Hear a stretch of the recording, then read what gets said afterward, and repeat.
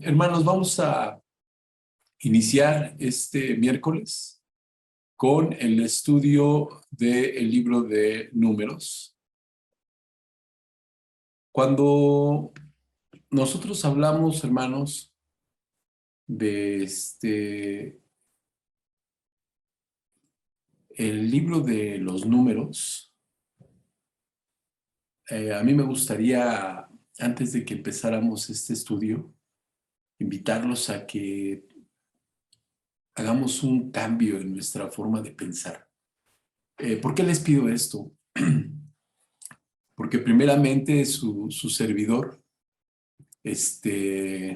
cuando empecé a estudiar esto, hermanos, se programó desde el principio del año, pero no se programó como, como se tiene o se ha ido viendo. A lo que me refiero es de que nos hemos ido atrasando en fechas porque hemos profundizado más en los libros anteriores. Entonces, originalmente, como se tenía contemplado terminar el estudio de los libros, pues no ha sido así, ¿no? A su servidor, pues esto le permitió investigar más acerca de lo que me tocaba exponer y me llevé grandes sorpresas, hermanos. Sorpresas muy agradables, empezando porque a mí el libro de los Números lo he leído dos veces, cuando me ha tocado que leamos la Biblia seguida. La he leído dos veces y esta sería la tercera vez que lo estoy leyendo. Pero las dos veces anteriores, hermanos, quiero confesarme que yo llegaba al libro de los Números y me dormía. Era muy complicado para mí leer el libro de Números. Se me hacía pesadísimo. Entonces empecé, primero cuando me asignan el exponer y moderar la exposición del libro de los Números, se me hizo muy complicado porque dije, bueno, ¿por qué me toca este libro si es un libro que a mí en lo particular me cuesta trabajo, ¿no? Porque me duerme, ¿no? Se me hacía aburrido. A lo mejor no es la palabra correcta, pero es una forma de expresarlo, ¿no? ¿Qué sucede? Que pues ahora no nada más lo estoy leyendo para mí, sino que ahora tengo que leerlo para tratar de explicar lo que entiendo al leerlo. Y resulta que me llevo con grandes sorpresas y lo aburrido del libro se quitó, se desapareció lo aburrido del libro. ¿Por qué? Porque cosas que yo pensaba antes muy ligeramente, cuando se empiezan a ver con un poco de profundidad, empieza a cambiar el significado de las cosas.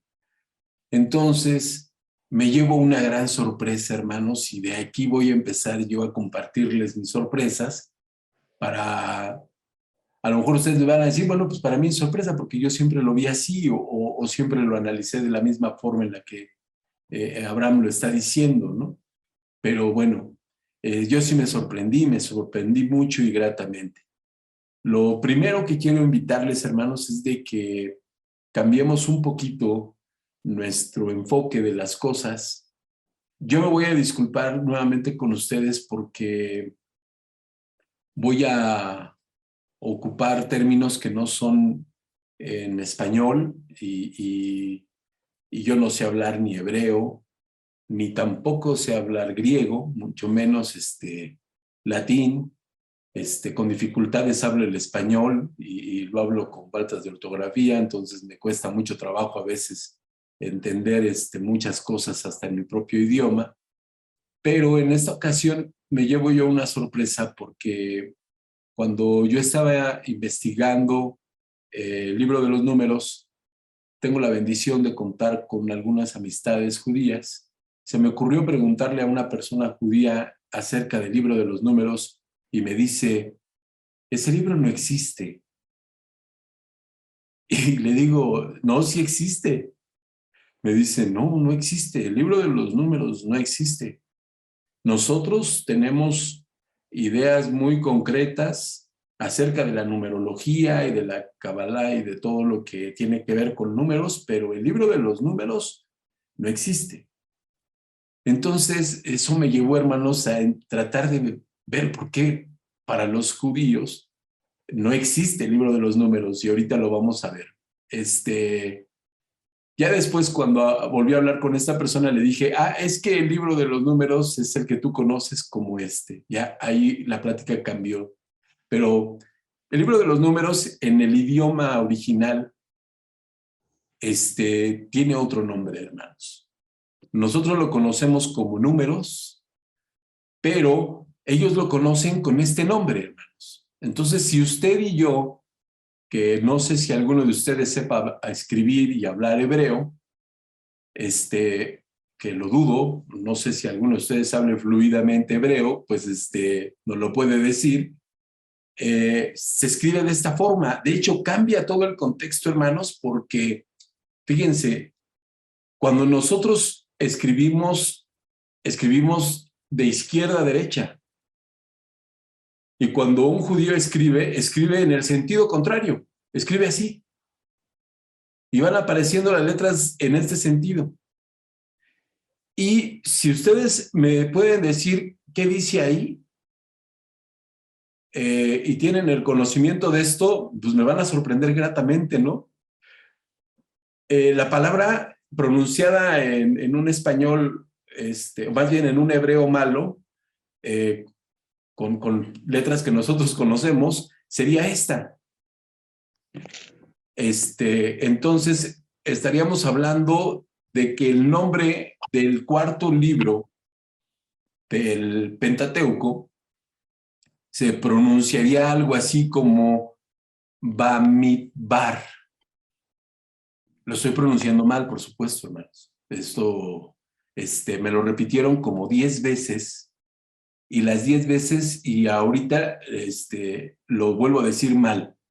De hecho, la persona que me lo repitió esas veces me dijo, no te preocupes, léelo así en español como lo estás leyendo y no pasa nada, porque no se lo vas a decir a ningún judío, entonces no va a suceder ningún conflicto. Le digo, ok, perfecto, tienes razón. Entonces este nombre, hermanos, que se pronuncia, que lo estoy pronunciando mal, pero lo voy a decir así, Bamidbar, significa en el desierto. Ese es el significado en español. ¿Y de dónde viene este título del cuarto libro de la Biblia? Ahorita vamos a explicarlo con un poquito de detalle de alguna información que pude tener a la mano. Este libro, que significa en el desierto, vamos a ver más adelante que son a partir de la quinta palabra o de la sexta palabra, dependiendo la versión de nosotros. En la Biblia hebrea sería empezando la quinta palabra. En los demás libros de la Torá o el Pentateuco, como nosotros lo conocemos, empieza el título del libro con la primera palabra. ¿Sí? En el caso de números, para nosotros, o para los hebreos, o para los judíos, en la Biblia hebrea, empieza en la quinta palabra y es en el desierto. Así completo, como se los digo, en el desierto. No es el desierto, es en el desierto. Esta parte, hermanos, tiene una estructura de significado muy importante para ellos, y ahorita vamos a hacer una descripción muy general de esto. A lo largo del estudio de todo el libro vamos a entrar en cosas muy peculiares, muy particulares de este libro. De hecho, el día de hoy vamos a iniciar analizando algunos detalles que a su servidor en algún momento fueron así como que pues las leí nombres y leí números y cantidades y dije, pues a otra cosa, ¿no? Hay que pasar, hay que continuar, ¿no? Y hasta ahí, porque dije, pues a mí que me interesa saber tanto los números y las cantidades de lo que se habla ahí, ¿no? No le daba yo la importancia correcta. Entonces, lo que para nosotros es en el desierto, posiblemente para otra persona signifique algo diferente. Les invito a que vean esta imagen que está en la presentación, hermanos. Cuando nosotros nos hablan en el desierto, vemos esta imagen y para nosotros es algo como ilustrativo y muy claro. Pero esta persona y este animal normalmente, o es muy posible, que el pueblo de Israel ni vistiera de esta forma, ni tampoco trajera camellos. ¿Sí? Posiblemente. Otra imagen que nosotros podemos tener del desierto sería esta, en donde es algo mucho más, en nuestra mentalidad de no conocer. Yo no conozco el desierto. A lo mejor hay personas entre ustedes que han tenido la oportunidad de ir a Egipto o han ido a esas zonas, a Israel, y conocen el desierto. Yo no lo conozco. O al menos el desierto de esa zona no lo conozco. Conozco una parte, hace muchos años fui al desierto de Sonora y era totalmente diferente a esto, ¿no? Era otro desierto. Pero resulta que analizando un poco o investigando un poco a la palabra o el contexto del desierto, resulta que hay diferentes tipos de desiertos.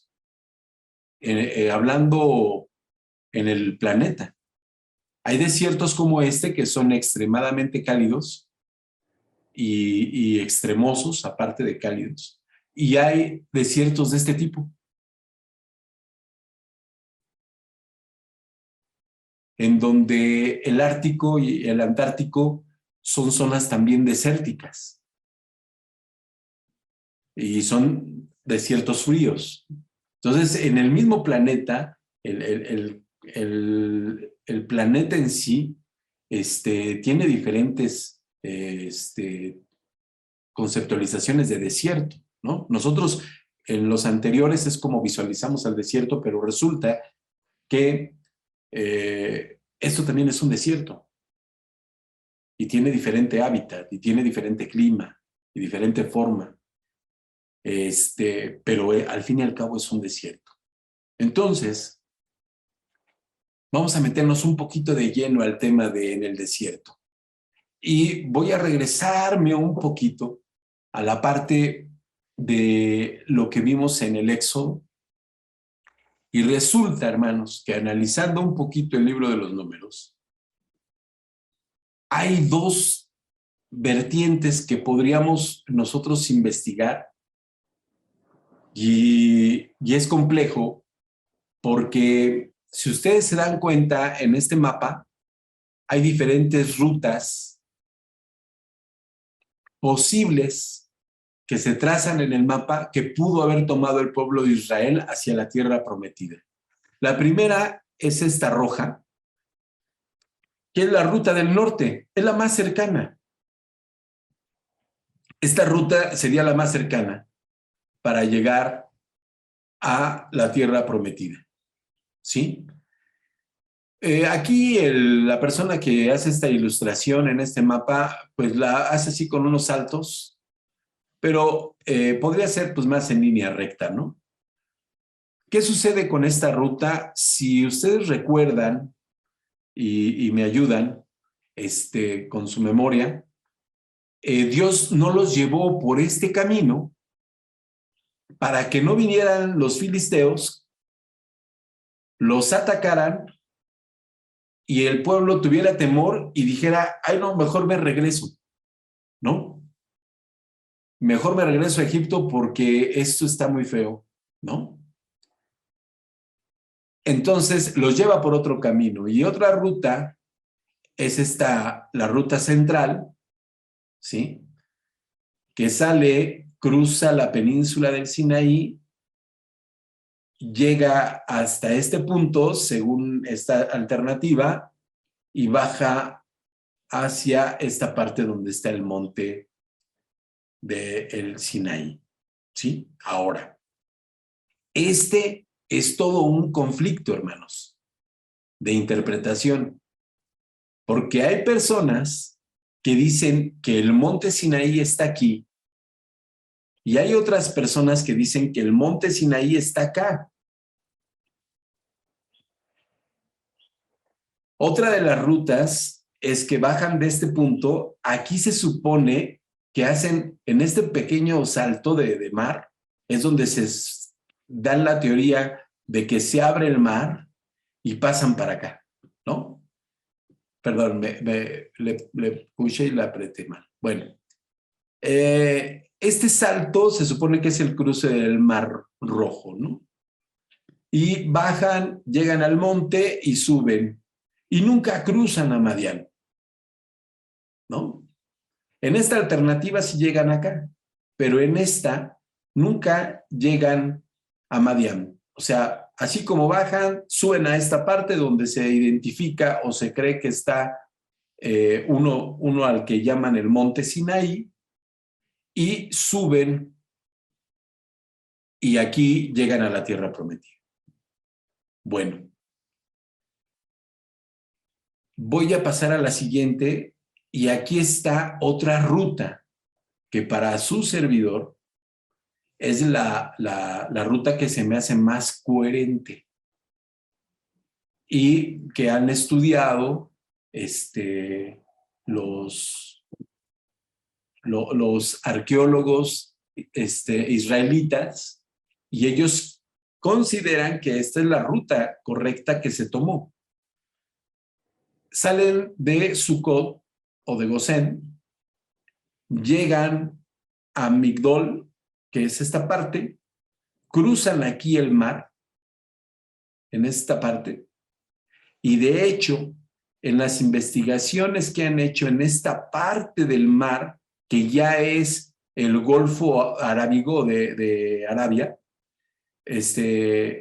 aquí es donde se han encontrado restos de carruajes egipcios, en esta parte, ¿sí? Aquí. Y llega a este lado donde está el monte Horeb en Madián. ¿Por qué Madián, hermanos? Recordemos que en el desierto de Madián, ¿quién vivía?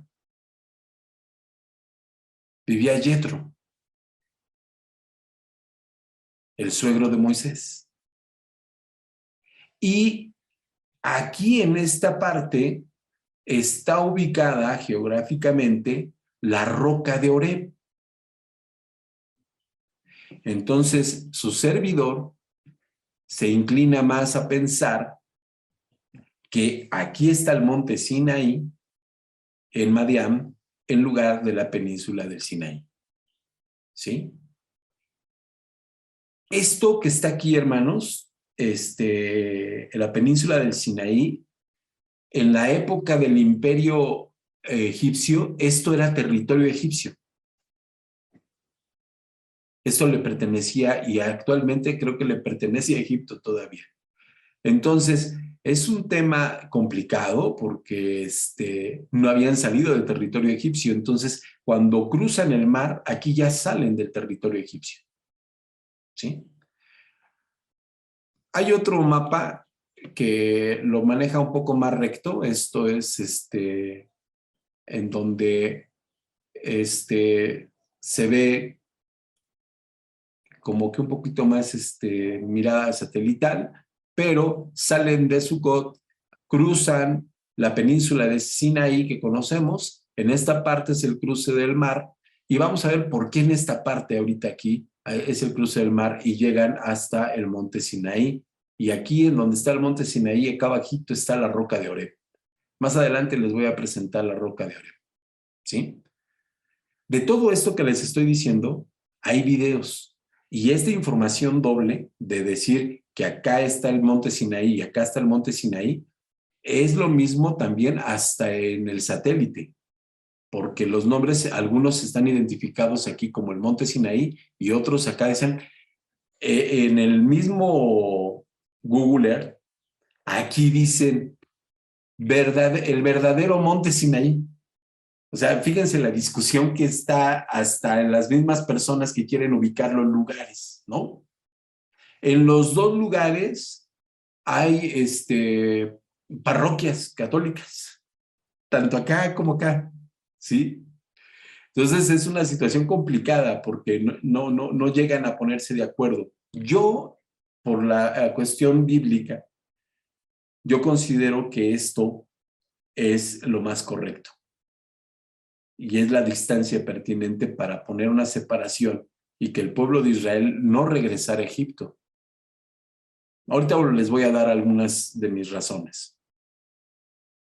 Esto aquí ya está en un mapa más tradicional. Les comento, aquí está el tradicional Monte Sinaí y acá está, dice el mapa, Real Monte Sinaí, que es este.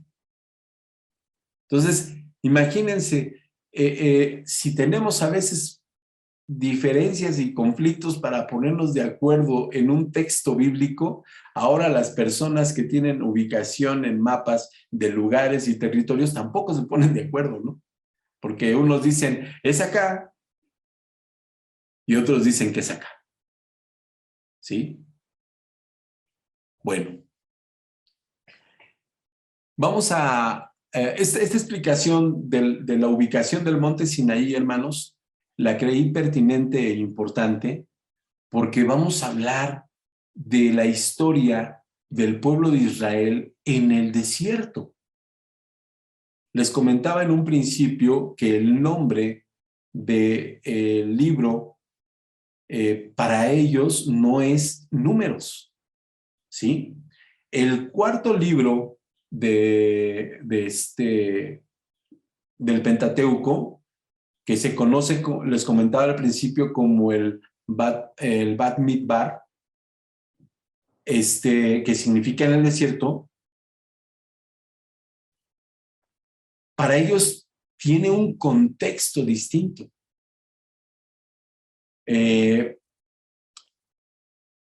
Todos estas, los 4 libros del Pentateuco son tomados de la primera palabra, como les decía, y en el caso de este libro es a partir de la quinta palabra, según la Biblia hebrea. ¿Por qué les digo según la Biblia hebrea? Porque si nosotros leemos, por ejemplo, en una versión Dios habla hoy o leemos en una versión internacional, el número de palabras cambia por la traducción, ¿sí? Pero en la traducción hebrea la quinta palabra empieza en el desierto. Y les vuelvo a repetir, tiene que ser completa. De hecho, si yo pongo desierto, la palabra que les puse en hebreo en un principio, que yo no sé escribir hebreo, ni sé qué consonantes sean, significa, es diferente a la que escribí ahí, que es en el desierto.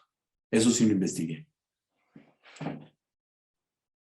Cuando se traduce a números, es cuando se pasa a la Biblia hebrea, de la hebrea a la griega, y no se traduce como números, literalmente, porque al parecer en griego es aritmoi, algo así, ¿no? Y ya en latín se traduce literalmente del griego, que es numeri. Y ahí es como nosotros ya en castellano lo conocemos como el libro de Números. ¿Por qué se le pone en la Biblia o en el lenguaje actual el nombre de Números?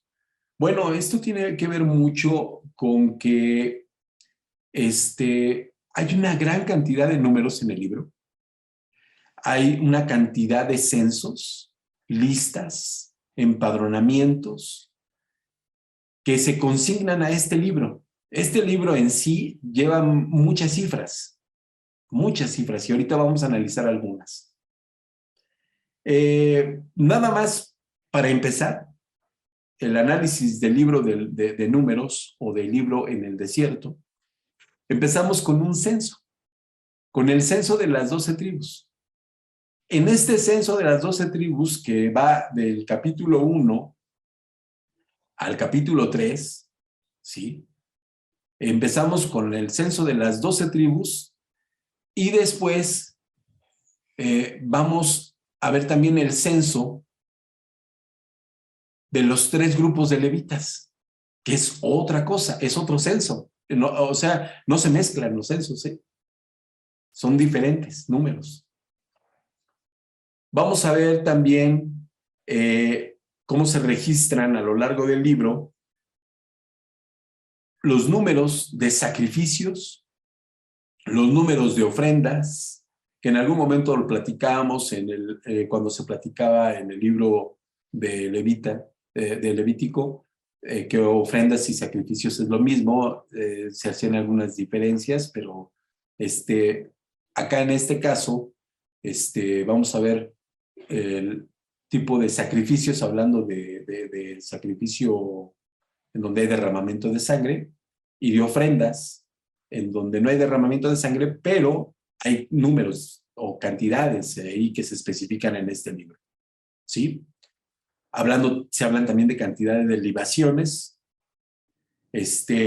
y se habla de días, de semanas, de meses, y se incluyen hasta fiestas, ¿ok?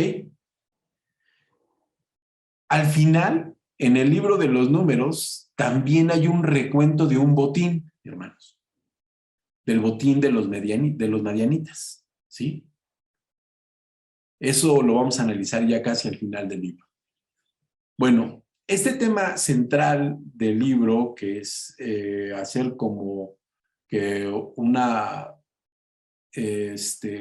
como un censo, como consensuar todo lo que se está haciendo o lo que se lleva a cabo, tanto en personas como en fiestas, en ofrendas, en holocaustos, en todo lo que se tiene, lo hace Moisés y Aarón. Por supuesto, ayudado de las personas que en algún momento se incorporaron al trabajo. Pero el principal personaje que se le encarga esto es a Moisés y por consiguiente a Aarón. Esto es una tarea que después va a cedérsele a Eleazar.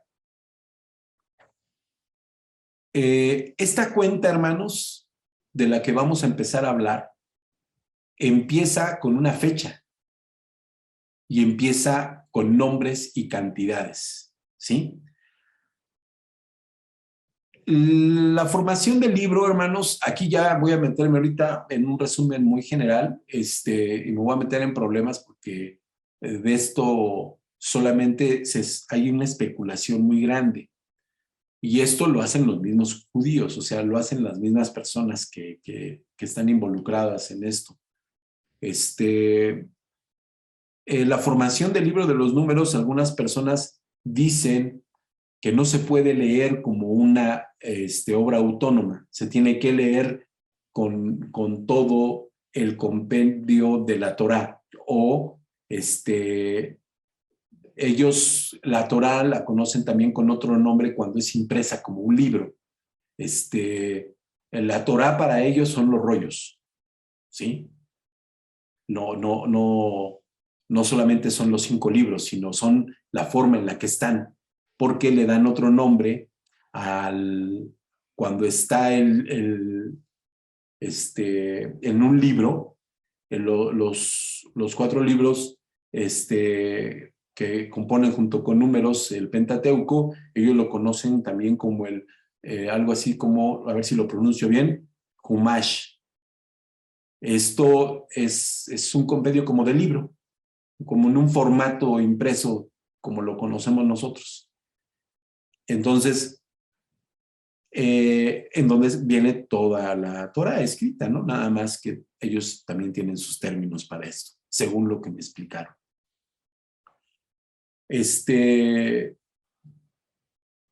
Vamos a entrar un poquito a los detalles ya del libro de Números.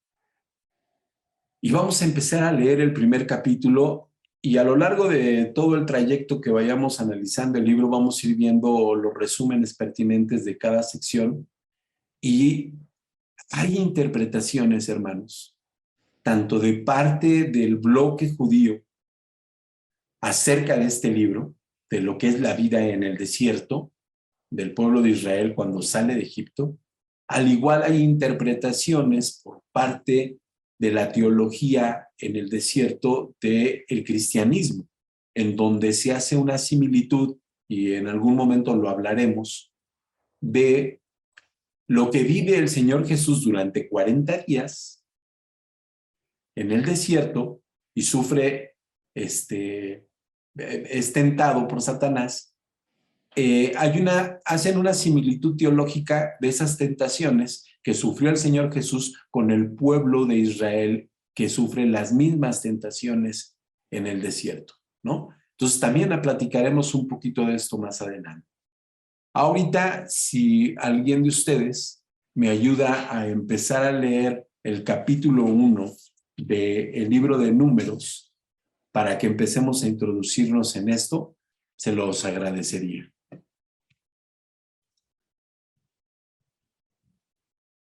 Si gusta yo, hermano. Sí, hermana Sarita, muchas gracias. ¿Todo el capítulo? Vamos a empezar a leerlo por partes. Si me permite, hermana, la voy a detener en algunos renglones y lo vamos analizando. ¿Le parece bien? Sí, está bien. Gracias. Dice, censo de Israel en Sinaí. Habló Jehová a Moisés en el desierto de Sinaí, en el tabernáculo de reunión, en el día primero del mes segundo, en el segundo año de su salida de la tierra de Egipto, diciendo, tomad el censo de toda la congregación de los hijos de Israel por sus familias, por las casas de sus padres, por la cuenta de sus nombres, todos los varones por sus cabezas. De 20 años arriba, todos los que pueden salir a la guerra en Israel, los contaréis tú y Aarón por sus ejércitos. Y estará con vosotros un varón de cada tribu, cada uno jefe de la casa de sus padres. Estos son los nombres de los varones que estarán con vosotros. Hasta De ahí, la hermana. tribu. Permítame tantito, hermana Sarita. De hecho, Sí. usted ayúdeme con su comentario, hermana Sarita. Aquí ya hay indicaciones precisas para hacer el censo. ¿Está de acuerdo conmigo? Sí. En esas indicaciones le está diciendo Dios a Moisés, vas a hacer un censo y van a estar las 12 tribus y el censo tiene características especiales. ¿Sí recuerda cuáles son? Pues primero, que primero los de 20 años arriba, pero que iba a haber un representante de cada tribu, jefe Okay. de sus familias. Esos de 20 años para arriba eran hombres y mujeres. Ok. ¿Hombres y mujeres? Le pregunto.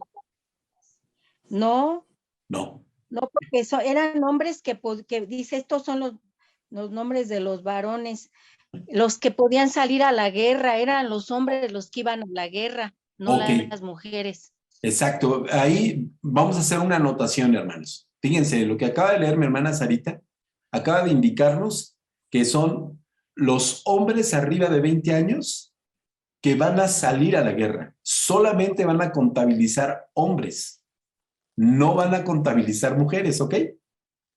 Sí. Y de ahí cada tribu va a tener un príncipe o un representante. ¿Sí estoy en lo correcto, hermana Sarita? Sí. Ok. ¿Puede continuar leyendo, hermana Sarita, por favor? Es el verso 5. Estos Sí. son los nombres de los varones que estarán con vosotros. De la tribu de Rubén, Elisur, hijo de Sedeur. De Simeón, Selumiel, hijo de Surizadai. De Judá, Naasón, hijo de Aminadab. De Isachar o Isacar, Natanael, hijo de Suar. De Zabulón, Eliab, hijo de Elón. De los hijos de José, de Efraín, Elisama, hijo de Amiud. De Manasés, Gamaliel, hijo de Pedasur. De Benjamín, Abidán, hijo de Gedeoni. De Dan, Ahieser, hijo de Amisadai. De Aser, Pagiel, hijo de Ocrán. De Gad, Eliasaf, hijo de Deuel. De Neftalí, Ahira, hijo de Enán. Estos eran los nombrados de entre la congregación, príncipes de las tribus de sus padres, capitanes de los millares de Israel. Ok. Toma- Ahí ¿Aquí? deténgase tantito, hermana Sarita. Le voy a hacer Sí. una pregunta. Fíjense, Sí.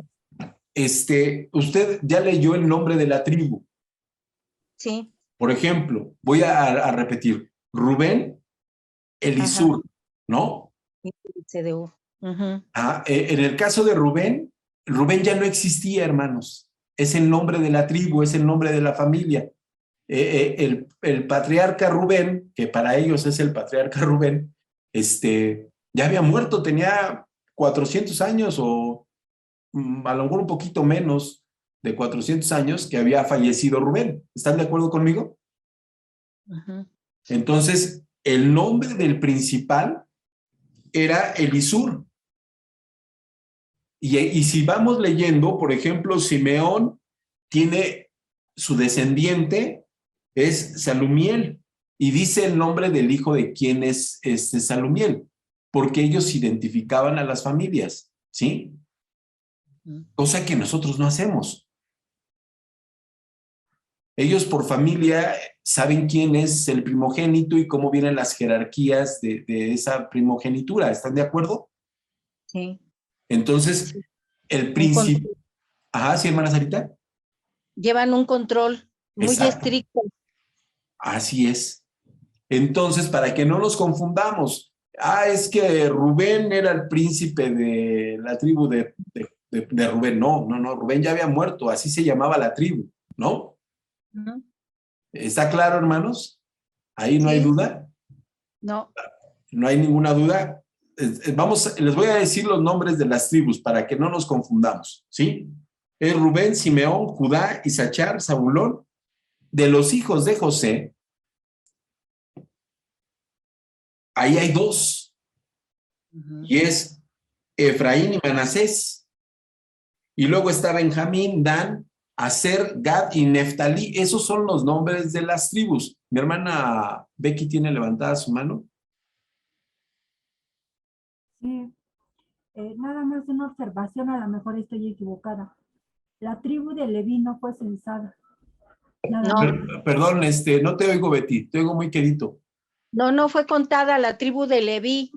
Adelante se ve, más adelante se ve que Jehová les da instrucciones respecto a la tribu de Leví. En el capítulo 1 no es contada la tribu de Leví. No, hasta el verso 47. Ahí Ajá. empieza a dar instrucciones Jehová acerca de los levitas. De hecho, lo que dice mi hermana Sarita tiene mucha razón. En la tribu de Leví hay indicaciones distintas. Sí. De hecho, los hombres empiezan a contarse desde una edad diferente, no a los 20 años. ¿Sí? Ahorita estamos hablando de las tribus del pueblo. La tribu de Leví no está incluida. ¿Sí? En el capítulo 1 no está incluida la tribu de Leví. ¿Sabe? Pero lo que yo quería aclararles ahorita con la lectura que hizo mi hermana Sarita es que no nos confundamos con los nombres de las tribus y los nombres de los príncipes de esas tribus, ¿ok? Y de los descendientes, de quién descienden esos príncipes. Para nosotros no es importante y luego por eso se nos hace un poco aburrido o decimos, pues es que quién es Aminadai, ¿no? Yo digo, pues quién sabe quién será. Ellos sí tienen esa referencia y saben quién es. Nosotros no, pero ellos sí, ¿sí? Entonces, era importante para saber jerarquías y que el hijo, el descendiente, por ejemplo, de Gedeoni, que era Abirán, tuviera el cargo de ser el responsable de la tribu de Benjamín. No podía ser cualquiera, tenía esa jerarquía porque venía de la descendencia, ¿ok? Sí. Entonces... Príncipes. Exactamente, eran principales, o sea, al decir príncipes eran que eran los jefes o los principales de la tribu, ¿ok? Ujú. ¿Hasta aquí hay alguna duda o algún comentario? ¿No? Vamos a continuar. Hermana Sarita, ¿puede continuar leyendo, por favor? Verso 16.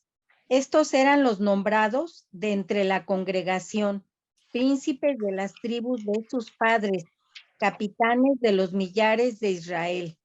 Tomaron pues Moisés y Aarón a estos varones que fueron designados por sus nombres y reunieron a toda la congregación en el día primero del mes segundo y fueron agrupados por familias según las casas de sus padres, conforme a la cuenta de los nombres por cabeza de 20 años arriba.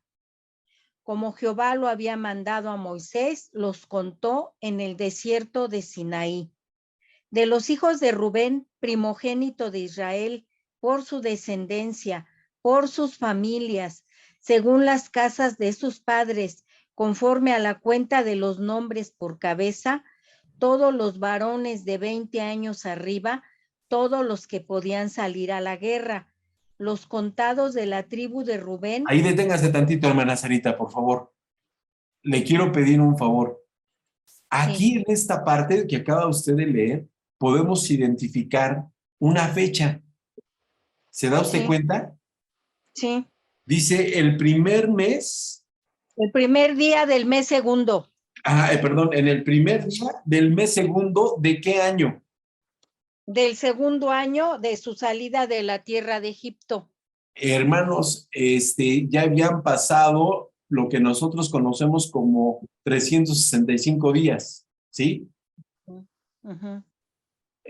Lo que para los judíos o para el pueblo de Israel no se cuenta igual. No nos vamos a meter en ese detalle, pero lo que les quiero decir nada más es que veamos cómo la mentalidad cambia de la forma en la que puede pensar una persona judía o israelita a nosotros. Ellos tienen años lunares, nosotros no. ¿Qué significa un año lunar? Que cada cambio de luna, que son 28 días, cambia el mes. ¿Sí me explicó? Sí. Entonces, los días de los años para ellos también son diferentes, ¿sí? Todo esto tiene que ver con la forma en la que ellos creen, hermanos, y cómo ven las cosas. Y los números que estamos viendo en este libro tienen mucho que ver con ese entorno, con ese cosmos, ¿sí?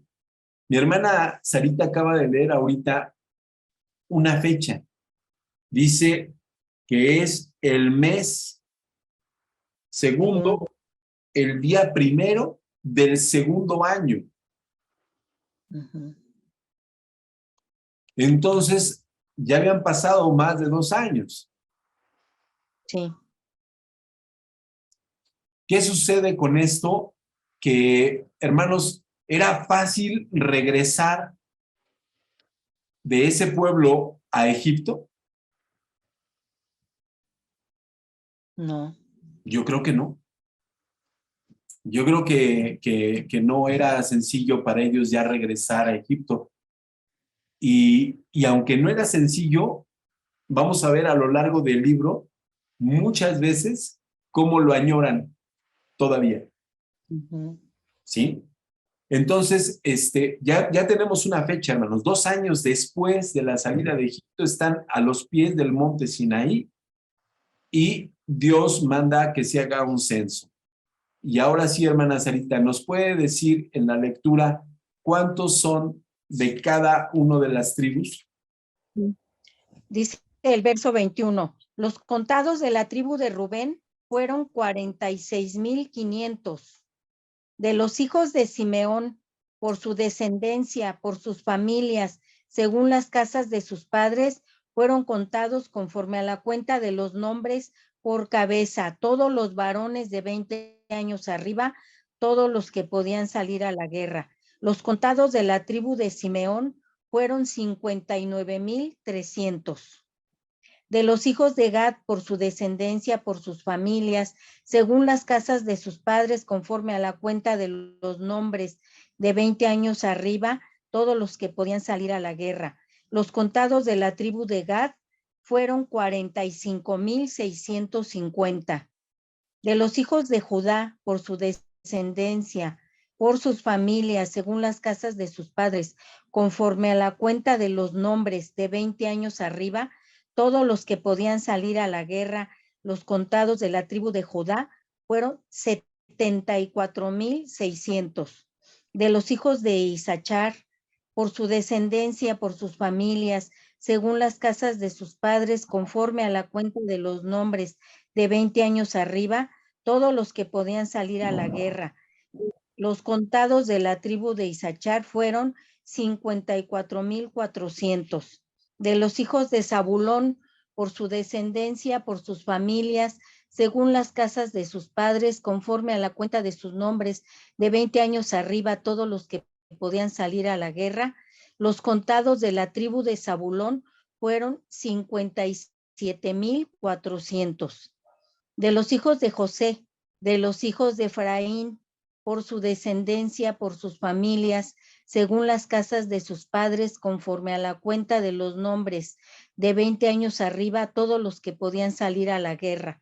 Los contados de la tribu de Efraín fueron 40,500. De los hijos de Manasés, por su descendencia, por sus familias, según las casas de sus padres, conforme a la cuenta de los nombres, de 20 años arriba, todos los que podían salir a la guerra. Los contados de la tribu de Manasés fueron 32,200. De los hijos de Benjamín, por su descendencia, por sus familias, según las casas de sus padres, conforme a la cuenta de los nombres de 20 años arriba, todos los que podían salir a la guerra. Los contados de la tribu de Benjamín fueron 35,400. De los hijos de Dan, por su descendencia, por sus familias, según las casas de sus padres, conforme a la cuenta de los nombres de 20 años arriba, todos los que podían salir a la guerra. Los contados de la tribu de Dan fueron 62,700. De los hijos de Aser, por su descendencia, por sus familias, según las casas de sus padres, conforme a la cuenta de los nombres de 20 años arriba, todos los que podían salir a la guerra. Los contados de la tribu de Aser fueron 41,500. De los hijos de Neftalí, por su descendencia, por sus familias, según las casas de sus padres, conforme a la cuenta de los nombres de 20 años arriba, todos los que podían salir a la guerra. Los contados de la tribu de Neftalí fueron 53,400. Estos fueron los contados, los cuales contaron Moisés y Aarón con los príncipes de Israel, 12 varones, uno por cada casa de sus padres. Y todos los contados de los hijos de Israel, por las casas de sus padres de 20 años arriba, todos los que podían salir a la guerra en Israel, fueron todos los contados 603,550. ¿Sigo? Sí, hermana Sarita. Dice, nombramiento de los levitas. Pero los levitas, según la tribu de sus padres, no fueron contados entre ellos, porque habló Jehová a Moisés diciendo, solamente no contarás la tribu de Leví, ni tomarás la cuenta de ellos entre los hijos de Israel, sino que pondrás a los levitas en el tabernáculo del testimonio y sobre todos los utensilios y sobre todas las cosas que le pertenecen. Ellos llevarán el tabernáculo y todos sus enseres, y ellos servirán en él y acamparán alrededor del tabernáculo. Y cuando el tabernáculo haya de trasladarse, los levitas lo desarmarán, y cuando el tabernáculo haya de detenerse, los levitas lo armarán, y el extraño que se acercare morirá. Los hijos de Israel acamparán cada uno en su campamento, y cada uno junto a su bandera, por sus ejércitos, pero los levitas acamparán alrededor del tabernáculo del testimonio, para que no haya ira sobre la congregación de los hijos de Israel, y los levitas tendrán la guarda del tabernáculo del testimonio. E hicieron los hijos de Israel conforme a todas las cosas que mandó Jehová a Moisés, así lo hicieron. Gracias, hermana Sarita. Fíjense lo que está diciendo el primer capítulo de Números. Ya nos está dando un poco de luz el primer capítulo de Números. Nos da nombres de los príncipes de cada tribu. Nos da las 12 tribus que son contadas, la tribu que no es contada hasta ese momento, y al final de este capítulo nos da la razón del por qué no es contada todavía. Tiene una tarea especial. No solamente es cargar el tabernáculo y armarlo, sino vivir alrededor del tabernáculo, y le sirve de protección a los demás que van a estar habitando por sus escuadrones alrededor del tabernáculo.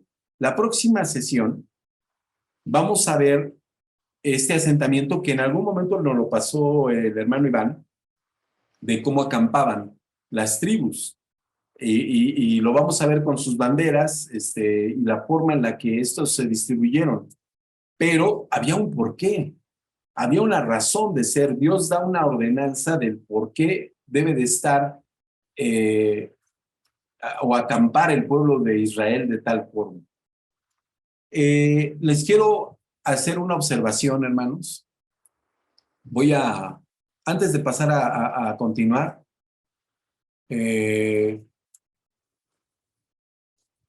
mi hermano Adán tiene su mano levantada. Sí, bueno,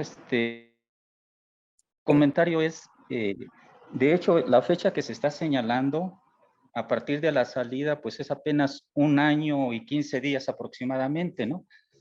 Viendo que a lo mejor los días lunares son de 29 a 30 días, pues sería 1 o 2, hay una diferencia entre el año solar y el lunar de 1 día aproximadamente.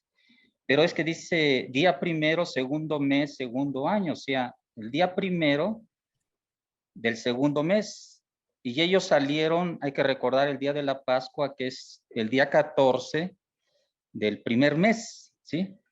Entonces, hasta ahí la cuenta sería 1 año, aproximadamente 15 días, ¿no? 1 año, medio mes, ¿sí? La fecha que está señalando ahí, Números capítulo 1, ¿sí? Ahora, cronológicamente, Números capítulo 9 al verso 10, Números capítulo 9 al capítulo 10, verso 11, ahí hay otra fecha que es mes primero, segundo año. Entonces quiere decir que cronológicamente son primero los eventos del capítulo 9 al capítulo 10, verso 11, ¿sí? Y después vendrían los eventos o lo que se está narrando en Números 1, capítulo 1 al 8. ¿Sí? Y después regresaríamos a Números capítulo 10, verso 12, y ahí continuaría porque dice día 20, segundo mes, segundo año. ¿Sí? Entonces, cronológicamente, primero sería el capítulo 9 al capítulo 10, verso 11. Después sería del capítulo 1 al capítulo 8. Y la tercera fecha que da es a partir del capítulo 10, verso 12. ¿Sí? Donde dice que entonces se levantó la nube y fueron camino de 3 días.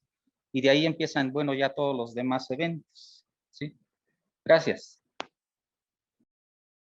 Gracias, mi hermano Adán. Ya mi hermano Adán nos llevó a eventos muy futuros del libro. Gracias por la información. Vamos a centrarnos en esto que estamos leyendo ahorita, hermanos, para que su servidor, con todo respeto, no me confunda. Y voy a enfocarme a la parte de la contabilidad, ¿sí? Si me lo permiten ustedes. En el libro, en el censo que se hace a las tribus, no incluyendo la levita, hermanos, hay 603,550 hombres. 603,550 hombres contados de las 12 tribus, no incluyendo a los levitas, de arriba de 20 años. No nos dice el censo hasta qué edad, hermanos. No nos dice si eran de 20 años a 40 años, si de 20 a 50, si de 20 a 80, no nos dice edad. Lo que sí nos dice es de que fueran aptos para la guerra, que tuvieran la capacidad de pelear. Entonces, voy a suponer, y permítanme entrar en un terreno de especulaciones, y es aquí donde les vengo a proponer que veamos el libro de Números, que así lo conocemos nosotros, o en el desierto, como lo conoce el pueblo en hebreo, el pueblo judío. Voy a cerrar números, hermanos. Voy a hacer una dinámica en donde me gustaría que viéramos estos números y que me acompañaran ustedes. Voy a suponer que fueran en números redondos o cerrados 600,000 hombres, para no entrar en el detalle de los 603,550. Nada más voy a contabilizar ahorita en este ejercicio 600,000 hombres. Hermanos, estos hombres son arriba de 20 años. Todos son varones, pertenecen a las diferentes 12 tribus, no incluyendo los levitas, y son hombres aptos para la guerra. Si yo le hago caso a la demografía o a lo que nos dicen las estadísticas demográficas de los diferentes países en los diferentes momentos, se cree que en las estadísticas actuales existe del 52 al 54% más de mujeres que hombres. ¿Sí? Voy a pensar que esta cifra fuera igual, la voy a poner idéntica, ¿sí? Entonces voy a suponer que hay 600,000 hombres, para cerrar el número, les repito, y que hay 600,000 mujeres de arriba de 20 años, ¿sí? Y voy a pensar, hermanos, que como era un pueblo que no tenía planificación familiar en ese momento, no estaba el eslogan de que la familia pequeña vive mejor, pero haciendo un número, así un conteo muy rápido, voy a suponer que estos hombres que estaban aptos para la guerra, arriba de 20 años, ya podían casarse. Acordémonos que las costumbres judías nos dicen que a los 13 años ya se le considera hombre a un varón, ¿sí? Hay una fiesta que se les hace donde ellos ya son considerados hombres. Ellos se casan muy jóvenes, hermanos. Los judíos tienen el hábito y la costumbre de casarse muy joven. Entonces, quiero hacer una suposición y hacer un ejercicio, permítanme así hacerlo, que esos 600,000 hombres ya son casados y cada uno tiene una mujer. Y ya hay 600,000 mujeres, para cerrar números. Y tuvieron un niño cada matrimonio. Entonces nos dan 600,000 niños, varones. Pero como son familias prolíferas, vamos a pensar que son dos. Y tienen 600,000 niñas también. Entonces cada pareja tiene una niña y un niño, ¿sí? Hasta ahí me quedo. No voy a pensar que las familias de ese momento, en ese entorno, tuvieran más hijos, que es muy posible. Pero voy a quedarme con una familia pequeña. Son 600,000 hombres, 600,000 mujeres, 600,000 niños, 600,000 niñas. ¿Sí? Nos da un total, hermanos, de 2,400,000 habitantes. Que en lo particular su servidor cree que eran mucho más. Pero estoy cerrando un número, porque estoy analizando el libro de Números de acuerdo al censo del primer capítulo, nada más.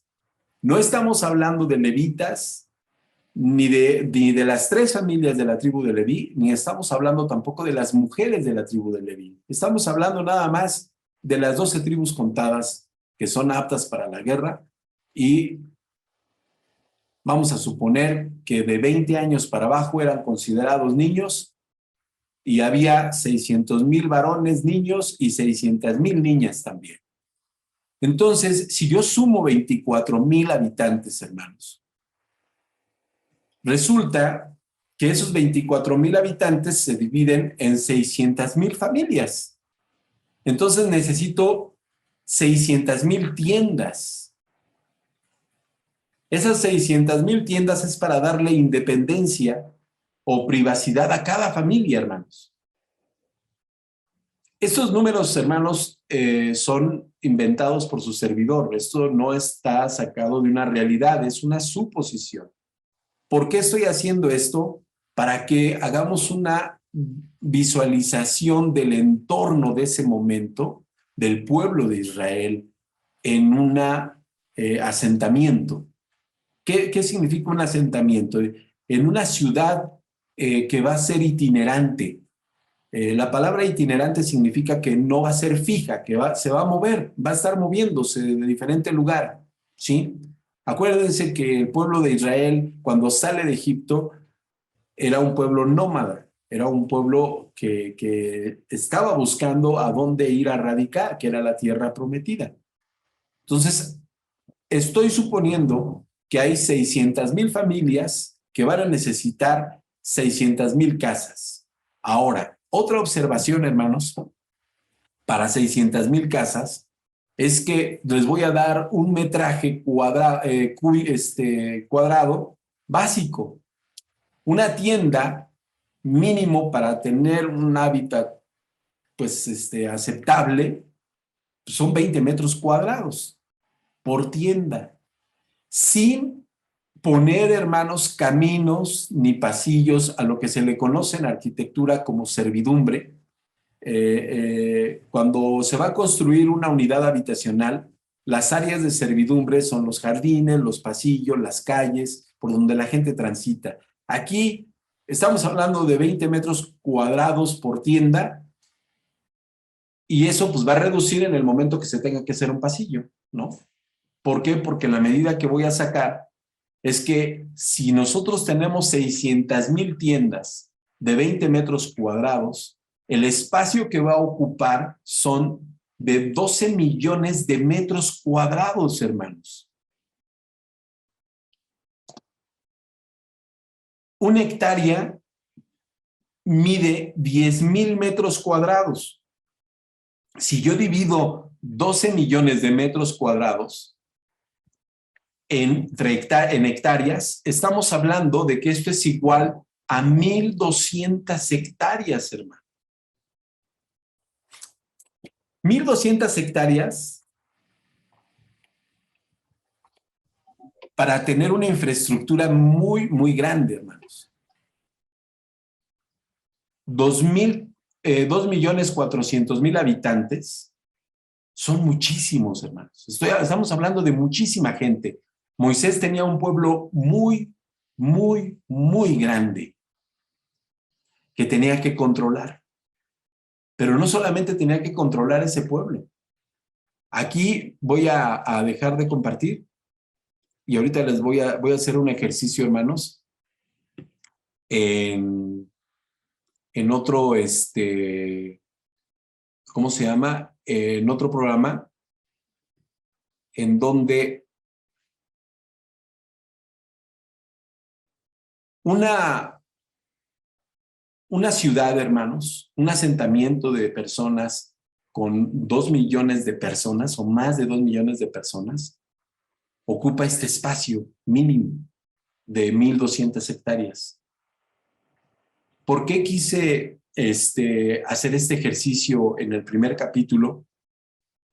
Es porque el libro que a mí me daba hasta cierto punto pesar leerlo, o que me causaba conflicto porque me dormía al estar leyendo muchos números y nombres que no entendía, resulta que me da información que es muy, muy interesante porque, hermanos, que vaya caminando un conglomerado de personas de este tamaño va dejando huella, hermanos.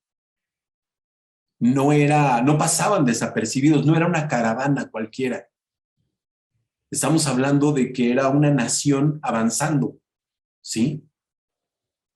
Y era una nación que no estaba acostumbrada a la guerra porque no sabían pelear. Nunca habían entrenado para la guerra, hermanos, eran esclavos. De hecho, tenían muchísimas virtudes como artesanos, pero no como guerreros.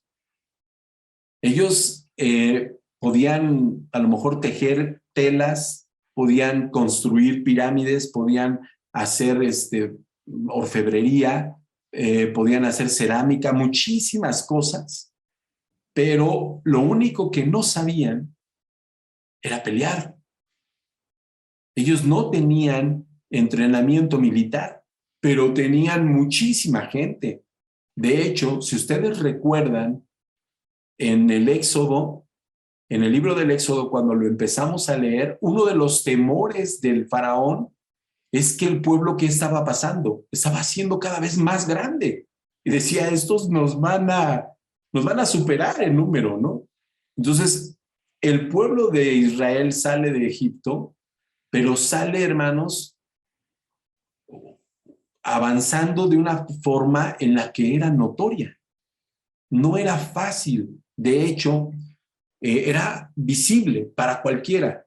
Ahora, quiero que piensen ustedes, hermanos, en donde ustedes viven, en donde ustedes habitan. Si ustedes en algún momento hacen un estudio o investigan cuántas personas hay en su colonia, se van a llevar la sorpresa, hermanos, de que a lo mejor en su colonia ni siquiera hay 1 millón de personas. Posiblemente haya mucho menos de 50,000 o de 100,000 habitantes, si la colonia es muy grande. Entonces, esto que les digo es para que vislumbremos, hermanos, veamos cómo un pueblo tan grande, tan lleno de gente porque era enorme, va avanzando en el desierto. Y tiene que llevar un orden en ese avance. Y aún así no había sido censado en ese tiempo. Luego entraremos en aclarar lo que mi hermano Adán nos hace el favor de puntualizar acerca de estas fechas, pero sea 1 año o 2 años los que pasaron para hacer este primer censo, hermanos, los que nacieron en ese año en el camino del desierto eran niños, no eran varones, ni eran mujeres grandes. Entonces iban en brazos o iban en los carruajes en donde tiraban ellos con sus animales. Además de esto, hermanos, de las personas iban cargando utensilios, sus tiendas, llevaban animales. O sea, imagínense el despliegue de los escuadrones de Israel en el desierto. ¿Creen que era notorio? Era muy notorio. No era algo que no se pudiera alcanzar a ver. Ahora, estamos hablando de la gente, hermanos. No olvidemos que hay una columna de fuego en las noches. O hay fuego en las noches representando a Dios presente con ellos. Y en el día hay una sombra. Entonces es todavía más notoria la presencia de ese pueblo de las demás gentes. La gente que los pudiera ver de lejos, como lo hicieron, porque vamos a ver registros de cómo más adelante las naciones que estaban alrededor los observaban. Los llegaron a visualizar. De hecho, vamos a estudiar en este libro mucho más adelante cómo le pagan a un hombre para que los maldiga y no los maldice. ¿Sí se acuerdan de esa historia? Entonces, ¿ustedes creen que no causaban temor a las naciones cuando veían que venían, ahora sí, perdón la expresión, pero ahí viene marabunta, ¿no? O sea, un montón de gente, hermanos, que ese número que se nos da de 603,550 varones arriba de 20 años es porque se hizo un trabajo de un censo. Y de hecho, Dios no es mucho de censos. Si ustedes se dan cuenta en la Biblia, Dios no le gusta que se cuente. Hay un rey, que es David, que él se le ocurre hacer un censo, y eso estuvo a punto de llevarse un resultado catastrófico para el pueblo, ¿sí? Entonces, cuando Dios pide que se haga un censo, hay una razón de ser, ¿sí? Cuando el pueblo está siendo contado, y estos números que a lo mejor su servidor está haciendo equivocadamente, que es lo más seguro, es para que nos demos una idea, hermanos, de la cantidad de personas que eran y también la cantidad de espacio que se ocupaba. Voy a terminar esto, hermanos. Después, si ustedes tienen deseos de hacer algún comentario, los recibimos. En donde les voy a compartir, hermanos, una visualización satelital de los lugares en donde están contemplados estos espacios que les decía yo al principio del monte Sinaí. Esto que ustedes ven aquí es una aplicación que ustedes pueden entrar a la computadora y pueden ver, se llama Google Earth, pueden ver la Tierra satelitalmente. El primer polígono que vamos a ver, hermanos, es este. Este espacio, me voy a alejar un poco. Lo estoy ubicando aquí, hermanos, en la península del Sinaí, del lado del Golfo de Arabia, ¿sí? Acá está el Golfo de Suez. Este es el Mar Rojo, ¿sí? Lo que se conoce como el Mar Rojo. Y sale de aquí el pueblo de Israel, de esta zona. Les comentaba en el primer mapa, en una de las rutas, es que baja por aquí, cruza, llega a este lugar, ¿sí? Pasa para acá y acá está un monte, lo que se conoce como el Real Monte Sinaí, ¿no? Otra de las rutas es que cruza aquí, en esta parte, donde está esto, que es donde dicen que cruzó el pueblo de Israel. Yo no considero que haya sido aquí, en lo particular no creo que haya sido esta parte donde fue el cruce. Baja, llega aquí, que es el monte Sinaí, ¿sí? Y sube para acá hacia la tierra prometida. Esta es la ruta, una de las rutas que se ha hablado mucho tiempo, en donde por aquí sube. Ahora, este polígono amarillo que ustedes ven aquí, hermanos, aquí se supone que es el primer monte Sinaí del que hablábamos, hermanos, ¿sí? Perdón.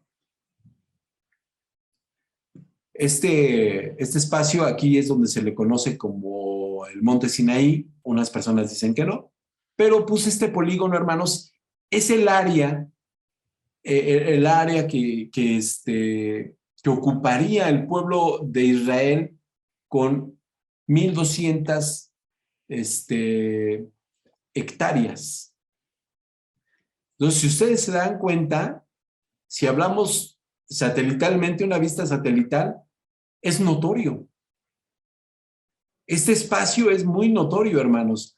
Por mucho que no queramos darnos cuenta, aquí en este cuadro, que no creo que haya sido un cuadro, posiblemente tenía una forma irregular, cómo estaban ellos aquí acampando, porque el terreno es irregular, ocuparían mínimo este espacio. Un poco más de 2 millones de personas. En el espacio donde se supone que cruza el Mar Muerto, y que aquí los arqueólogos, ¿cómo se llaman? Las personas que han estudiado esto, es donde dicen que llegó el pueblo de Israel y aquí acampó en esta playa y aquí los alcanzó el ejército egipcio. Aquí es donde cruzan, ¿sí? Y al cruzar, pasan a donde estaría Madián. Esta parte de acá es de donde se conoce como el Real Monte Sinaí. Y les pongo otro recuadro que más o menos ocupa el espacio de 1,200 hectáreas, que es lo que ocuparía el pueblo de Israel, como iba itinerante, como iba avanzando, ¿sí? Esta partecita que ustedes ven aquí, si yo la selecciono, dice en inglés la roca de Horeb. De este lado no hay ningún espacio ubicado como Horeb, sino de este lado, y este es Madián, ¿sí? Acuérdense que Moisés, el suegro de Moisés era de Madián, ¿sí? ¿Sí lo recuerdan? Entonces, yo considero, hermanos, que el monte Sinaí está de este lado, está donde está la roca de Horeb. La próxima sesión les voy a mostrar imágenes de la roca de Horeb. Es una roca muy especial, muy peculiar, hermanos. Tiene una forma muy, muy singular, de hecho está partida, son dos rocas, ¿no? Entonces, es algo muy, muy interesante. Esto, aquí es donde han hecho los arqueólogos, se han sumergido y han encontrado hallazgos de carruajes egipcios de la época en donde se sitúa cronológicamente la salida del pueblo de Israel. Esto es donde se cree que es el real cruce del Mar Rojo del pueblo de Israel hacia el Sinaí. Hermanos, el asentamiento de una gran nación como era Israel en ese momento, si actualmente lo queremos ver, voy a subirme de este lado, me voy a ir hacia Israel y voy a hablarles de una ciudad que es Berseba. Esta ciudad actualmente, hermanos, de Berseba, tiene 2,5 millones de habitantes. Esta ciudad, este asentamiento. Y tiene aproximadamente 13,000 hectáreas. Esto era lo que en un promedio general, si lo quisiéramos ver actualmente en ciudad, es lo que ocupaba el pueblo de Israel cuando estaba en el desierto. Lo que es ahora Berseba, actualmente. ¿Sí?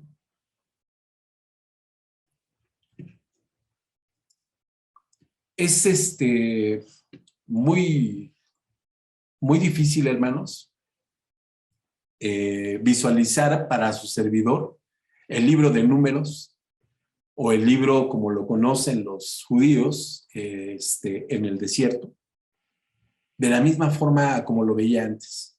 Ya no lo puedo ver igual, porque antes veía números que yo no entendía y yo decía, pues, no sé para qué tanto número, ¿no? Ahora vamos a ver a lo largo de este estudio, hermanos, y de lo que vamos a ir avanzando en el análisis del libro de Números, la providencia de Dios a una nación de más de 2 millones de habitantes, en donde 40 años, hermanos, les va a dar de beber agua, les va a dar de comer, va a darles vestido, va a darles luz en las noches y sombra de día. Y eso es impresionante, hermanos. Cuando lo vayamos analizando nos vamos a dar cuenta de cosas, de que el Dios de los israelitas le estaba mostrando a las naciones de ese entorno y de ese entonces que era un Dios todopoderoso. No era cualquier Dios. Hay anécdotas que vamos a ir viendo, hermanos, y analizando con el tiempo. Por ejemplo, Rahab, la respuesta de Rahab a los espías está describiendo a ese Dios que conocieron las naciones, que venía a conquistar la tierra prometida. Y le tenían miedo a ese pueblo, hermanos. Le temían de veras, en serio.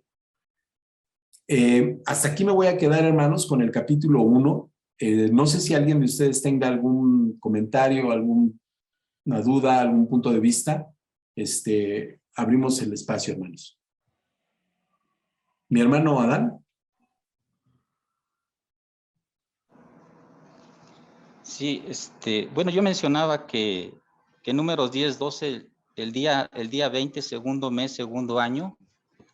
Sí, o sea, a partir de la salida de Egipto aproximadamente un mes, un año, un mes, dice que se levantó la nube y ellos emprenden el camino, dice camino de 3 días, dice la narración, ¿sí? Y ellos llegan a la ciudad de Cades Barnea, ¿sí? Y dice que manda a los espías y entonces de las primeras uvas, por ello ellos traían uvas, recuerdan el racimo que trajeron los espías.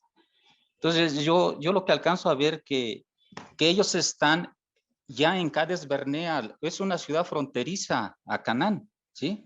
Más o menos por donde tú ubicaste la última ciudad, no me acuerdo el nombre que se mencionó, ¿sí? Más o menos por ahí está en la ciudad de Cades Barnea, ¿sí? Pero ya están en el tiempo de las primeras uvas cuando van a entrar. Dice que las hojas están por ahí por mayo. Entonces no encontré el dato en qué tiempo son las primeras uvas, pero vamos por decir mayo, junio, julio, no sé, julio, agosto, ¿no? Que por ahí sea. Quiere decir que ellos llegaron a ese lugar aproximadamente en un año y medio, ¿sí? Pongamos 2 años, ya están para ganar. Y es ahí cuando adelante vamos a ver que ellos por el temor y otras circunstancias que son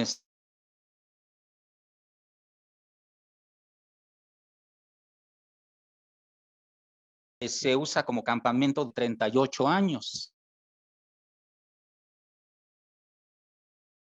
Fue en esa zona de Cades Barnea donde tú mencionabas hijos en el desierto, pero fue en esa zona, ¿sí?